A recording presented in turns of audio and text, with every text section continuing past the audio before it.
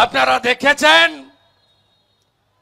এলওপির অ্যামেন্ডমেন্টের first part ল এবং judiciary minister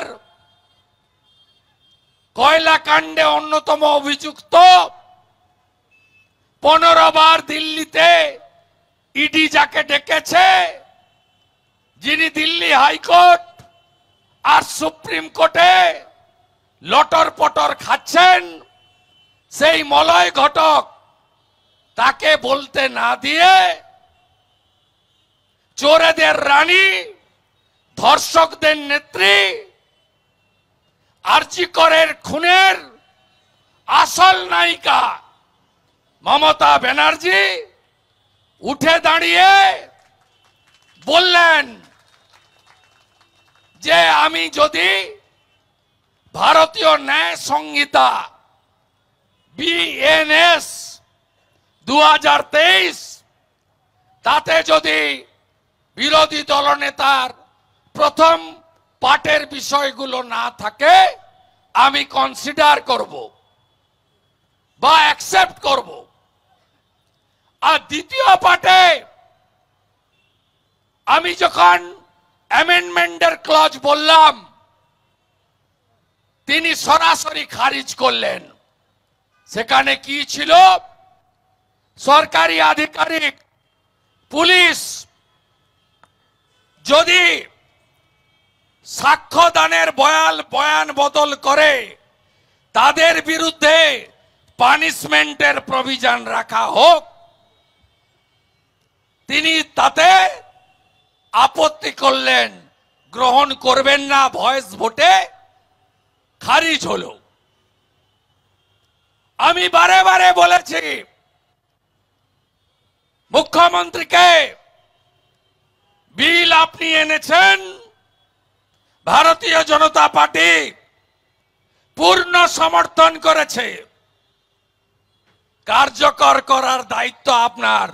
বিল হলেই আইন হয় না, বিলের মঞ্জুরিকরণ হয়, রুলস তৈরি করতে হয়। চ্যালেঞ্জ করেছে মমতা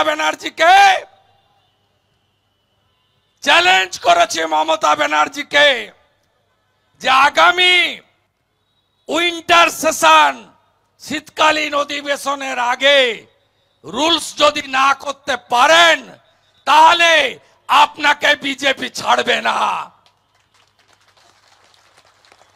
মালের দায়িত্ব আরোহীর। বলেছেন আপনি, এনেছেন আপনি, কার্যকর করতে হবে আপনাকে। এই বিল আইনে পরিণত হলে কি হবে? আরেকটা আরজি কর হলে এই বিল, এই আইন কার্যকর হবে। দ্যাট মিন্স আমাদের মাননীয়া অপেক্ষা করছেন, আরেকটা আরজি কর হবে, তারপরে তিনি শাস্তি দেবেন। উনি হরিয়ানা, ইউপি, গুজরাট, পশ্চিমবঙ্গে ছিলেন না, পশ্চিমবঙ্গের বাইরে ছিলেন। বলছেন আমি এত কোর্ট করেছি, এত কিছু করেছি, আমি এই কাণ্ড করেছি, আর উত্তরপ্রদেশে হয়নি। আমরা বলেছি উত্তরপ্রদেশে হলে বুলডোজার চলে, আসামে হলে জলে চুবানো হয়, আপনার রাজ্যে হলে বিরিয়ানি আর খাসির ঠ্যাং খাওয়ানো হয়। আজকের এই বিল এবং আমাদের সাজেশন প্রস্তাব খারিজ করা, এর মধ্য দিয়ে একটা জিনিস পরিষ্কার, ঘটনা ঘটলে প্রমাণ লোপাট করো, এভিডেন্স টেম্পার করো, সাক্ষীদের ভড়কে দাও, তাহলে তোমাদের কনভিকশন হবে না। আমরা 12 থেকে 24 উনার কুকীর্তির ইতিহাস বলেছি। কামদিনুতে ডেথ কনভিকশন হাইকোর্টে বদলে গেছে। হাইকোর্টের বিচারপতির কিছু করার নেই। আমি 17 থেকে 23 16 জন সরকারি পিপির নাম পড়েছি হাউসে। 16 জন পিপি চেঞ্জ করেছে। বুঝতে পারছেন একটা কেসকে কিভাবে নষ্ট করতে হয়। আর প্রত্যেকটা জায়গায় সেই রামপুরহাটের বকটুই হোক, ভাদুয়া নারুল, চাপড়া,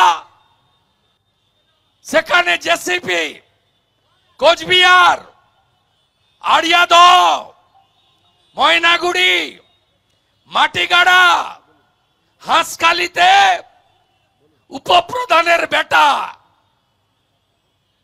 কালিয়াগঞ্জে তৃণমূলের উপপ্রধানের বেটা।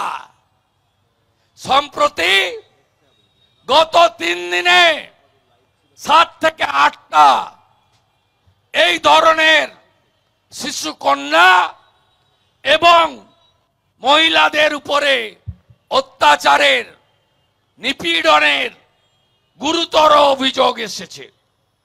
মধ্যম গ্রামে তৃণমূলের পঞ্চায়েত, হলদিবাড়িতে তৃণমূলের প্রধানের স্বামী, দেওর, প্রত্যেকটা ঘটনাতে তৃণমূল কংগ্রেস যুক্ত।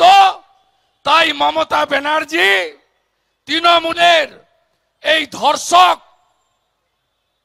বিকৃত, বিকারগ্রস্ত তৃণমূলীদের বাঁচাতে চান ভোট ব্যাংকের জন্য, তার দলের ক্ষমতা ধরে রাখার জন্য। তাই তিনি আসল অপরাধীকে চিহ্নিত করে তিনি তাকে দোষী সাব্যস্ত করতে চান না। আমাদের ভিডিও ভালো লাগলে লাইক এবং শেয়ার করুন। কমেন্ট সেকশনে গিয়ে জানান আপনাদের মতামত। আরও ভিডিও পেতে আমাদের চ্যানেল সাবস্ক্রাইব করুন এবং প্রতি মুহূর্তে খবরের আপডেট পেতে প্রেস করুন বেল আইকন।